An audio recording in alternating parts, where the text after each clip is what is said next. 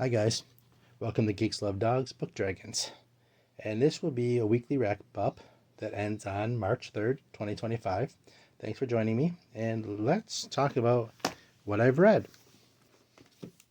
So, Apache Dawn, Always Outnumbered, Never Outgunned. This is a non-fiction story about pilots in the 662 Squadron of the British Army Air Corps in Afghanistan during Operation Enduring Freedom in the summer of 2007 and their 100-day tour. I really enjoyed the book. It was much more action-packed than you would have thought for a nonfiction book, but it wasn't done in a way that felt like bloodlust and guts and glory and over the top. It was done with a sense of respect and empathy and compassion for everybody involved.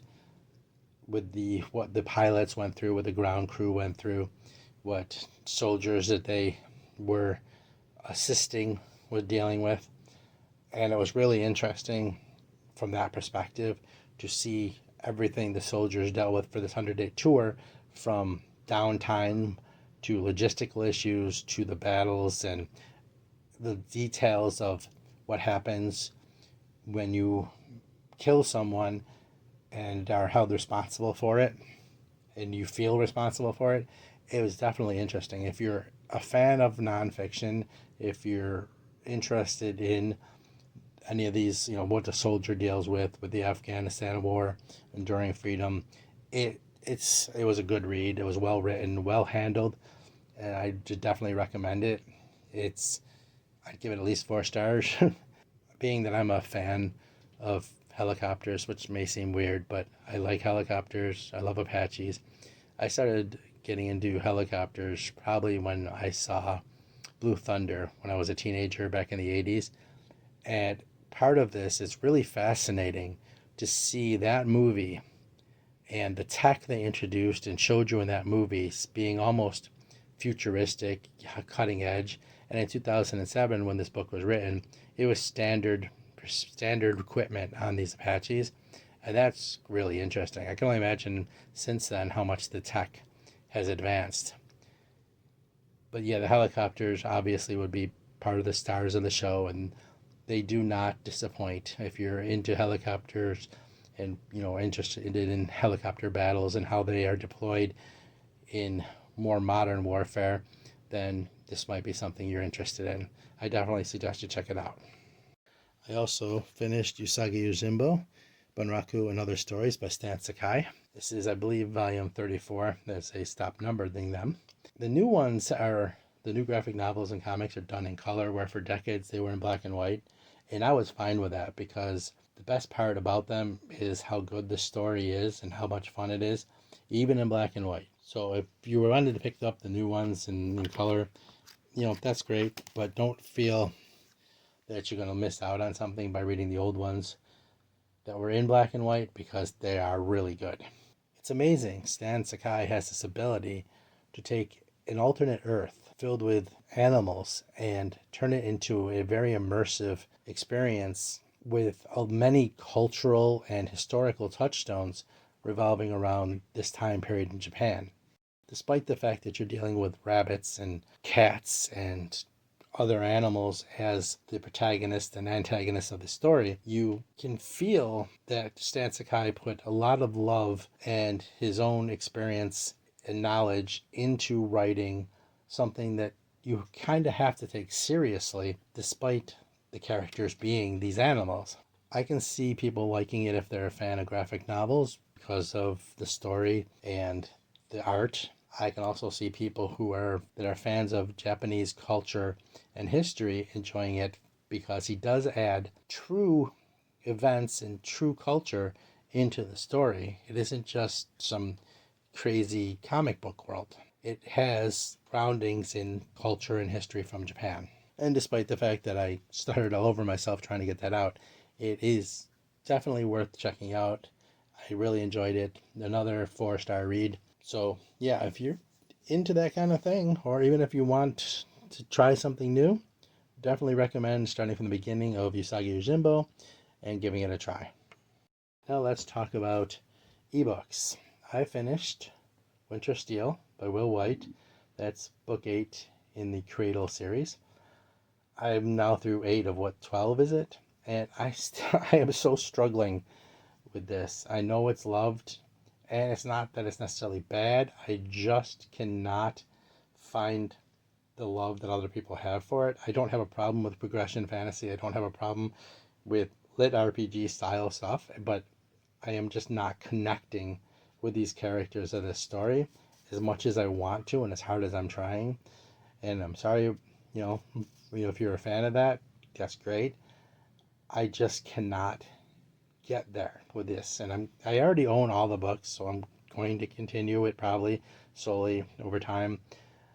But it's just not something that I'm absolutely loving. I give it 3 stars, 3 out of 5, because it's not terrible. It's just I'm not connecting with it the way I wish I could. So I also read War Song by Michael Michelle. I didn't intend to read this, but apparently my local gas and electric company was having some severe issues in my area, and my power went out twice in one day, and I'm sitting there in the dark with nothing to do and nothing to read, so I picked up my Kindle. I didn't want to start a full novel because I didn't know how long the power was going to be out, and I had so much else to read, so I read this. It's a novella prequel to his book, Price of Power. It's a grim, dark fantasy story. Now, for me, I struggle with novellas and short stories that are fantasy oriented. Fantasy needs more time for me, with me, to simmer and grow. So it was okay. It was fine. And I will be reading his Price of Power. If you're interested in this, you can get it from him for free. Check out his website.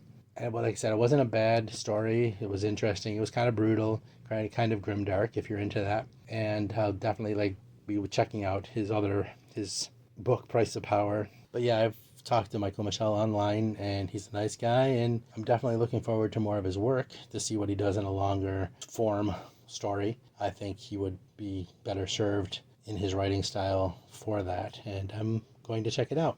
So what am I reading and what am I going to read? Well, I'm currently reading Babel and Arcane History by R.F. Kuang, which I know it's being called fantasy, but I think it's more historical fiction along with magical realism than actual fantasy.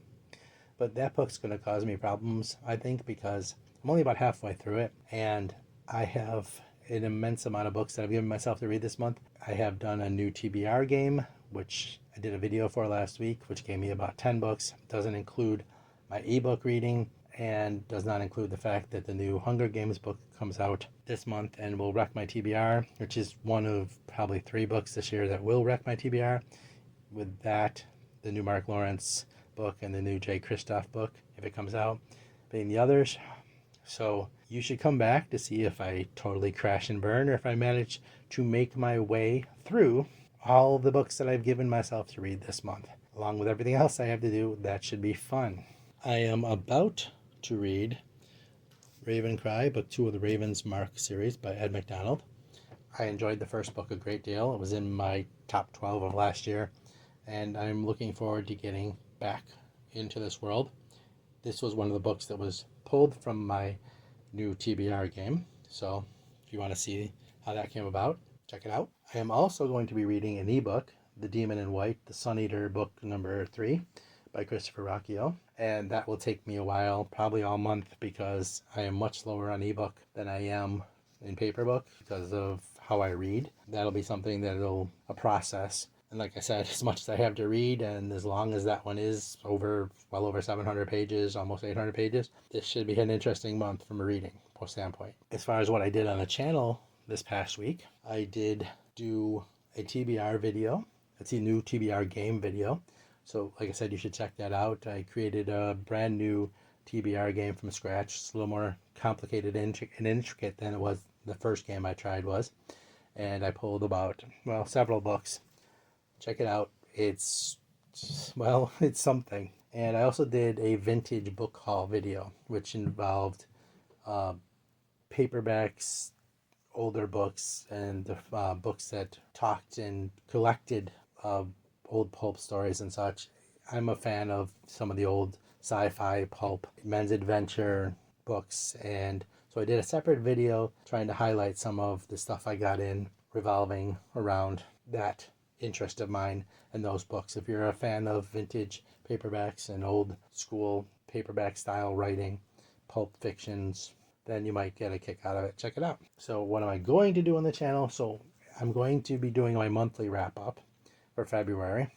Looks like I'm behind, but I'm trying to do this in an orderly fashion. So I will have a monthly wrap up coming up, hopefully in the next couple days. And then after that, I'm going to do a February book haul to close out the month and include everything that I brought in February that I bought or was bought. So show up for that. Hope to see you there. So let's go on to some more random stuff.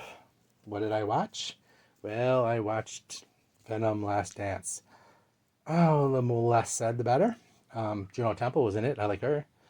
Like this, I don't want to trash Sony. Yes, I do. I read the Venom story from where it all originally started in the Secret Wars and read through the entire symbiote suit story and creation of Venom and Eddie Brock and stuff for years. And it kind of hurts me to see the way they treat this.